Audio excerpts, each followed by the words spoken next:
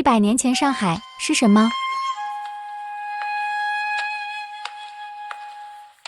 背景、上海は死の大地の悪の都会だとかいうことです。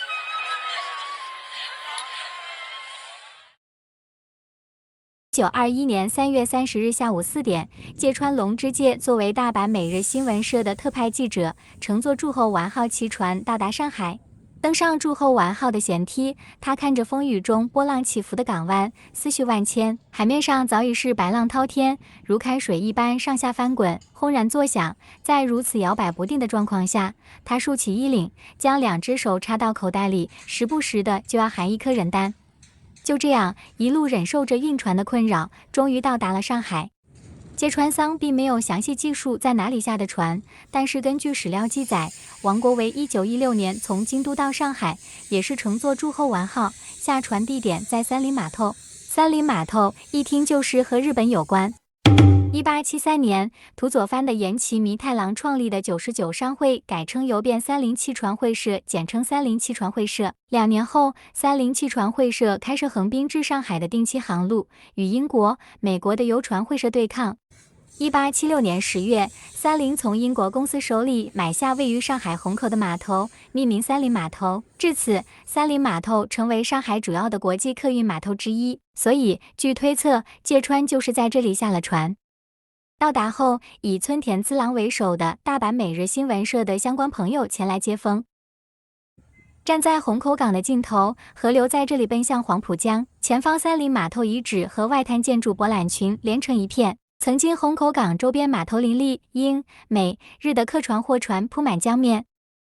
与三菱码头遥遥相望的虹口港另一边，则是美商奇迹码头和叶松船厂，始建于1867年。1872年，以李鸿章为代表的洋务派领袖们建立招商局，买下此处，命名中站码头。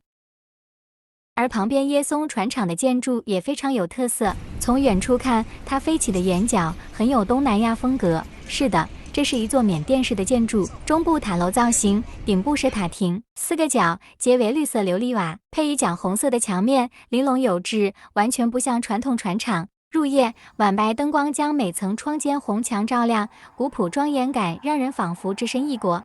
如今中站码头除了叶松船厂还保留，这里其余都变身为北外滩滨江步道。而三菱码头的这2栋建筑竟意外的已保存。漫长岁月中，经历多次改建，这里的建筑被灰色水泥包裹，外观平平无奇，没有被列入历史建筑名录。在对北外滩提升工程开始前，设计院被一张照片吸引，通过和历史照片比对发现，2座建筑的轮廓和照片里的建筑有些相似，而眼前这2座正是已经100年历史的三菱码头仓库。这2座2号仓库和3号仓库建筑始建于1902到1903年，清水青砖与清水红砖为特征做外立面。现在看上去气势恢宏的外表下，曾经差一点被拆除。2号仓库和3号仓库当初被包围在一群新建仓库和办公室中，被灰色水泥封盖。当经验丰富的老师傅们徒手拨开水泥墙，看到青红相间的砖瓦后，验证了这是一座100年建筑。风雨侵蚀和多次破坏与改造，使砖块风化严重，红砖墙到处是白花花的剪痕，结构也早已变得脆弱不堪。通过采用了留皮去胆的方式，最后包括46万块老砖头在内，近80%的历史元素得以重新利用，还原了它应有的面貌。更值得一提的是，现在这片区域在19世纪末成为港口码头前遍布着各大领事馆，其中也包括着近邻三菱码头的日本领馆。从1870年在此初建，经历2次翻新，它成为仅存的2座领事馆遗址之一。而另一座则是不远处至今还在使用的俄罗斯领事馆，它的背后则是我们曾经拜访过的理查饭店和百老汇大厦。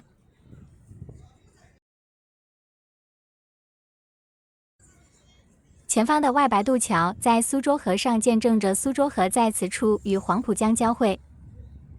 明朝开始的那场黄埔夺松，让上海成为了万国竞相争霸的都会。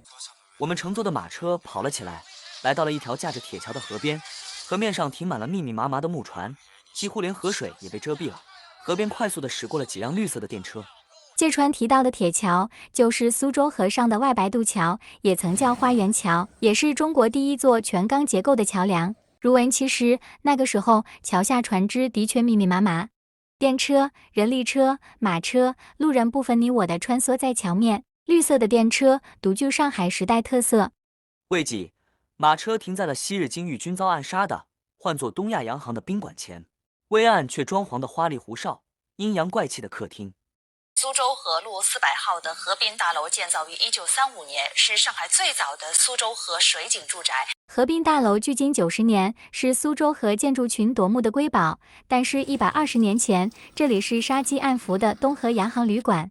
1894年3月28日，金玉君在这家旅馆遇刺。他是东亚最著名的流亡者。作为朝鲜开明派的金玉君，发动甲申政变失败后流亡日本，后转到上海遇刺，尸体运回朝鲜后遭到凌迟斩首。值得一提的是，他也是韩国国旗太极旗的创作者之一。中国于1905年废除凌迟等酷刑，是由沈家本和我们上期节目中提到的南北义和主角武廷芳共同策划建议。有意思的是，这场朝鲜的政变中，还有我们上期节目另一位主角唐绍仪。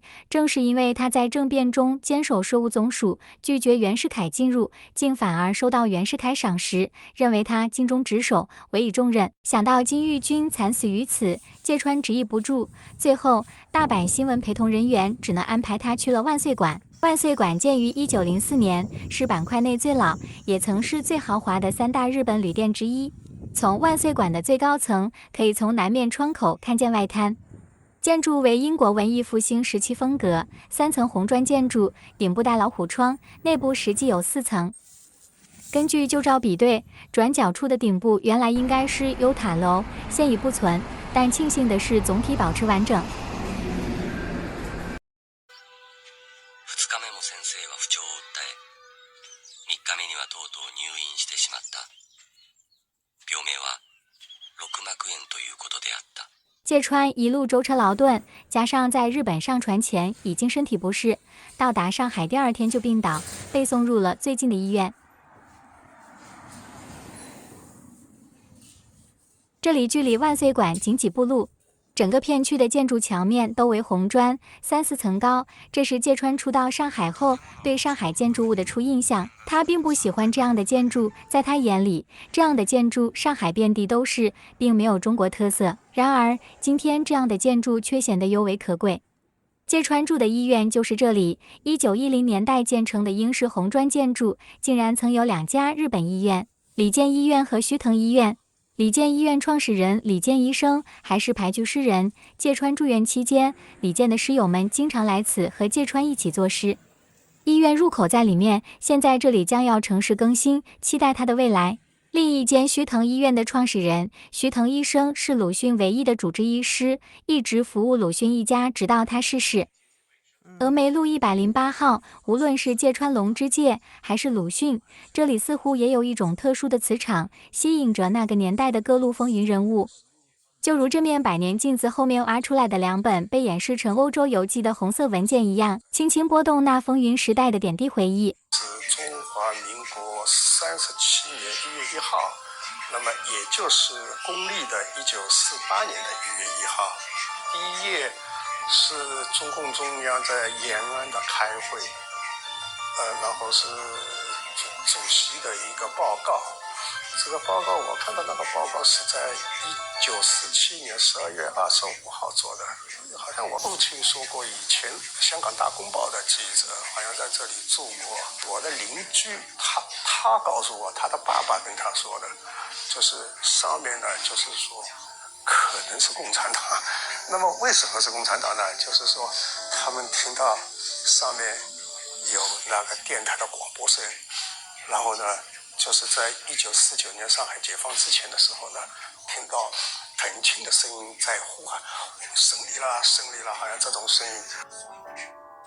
下一集我带大家去看看芥川感受上海作为罪恶之城之玩乐篇。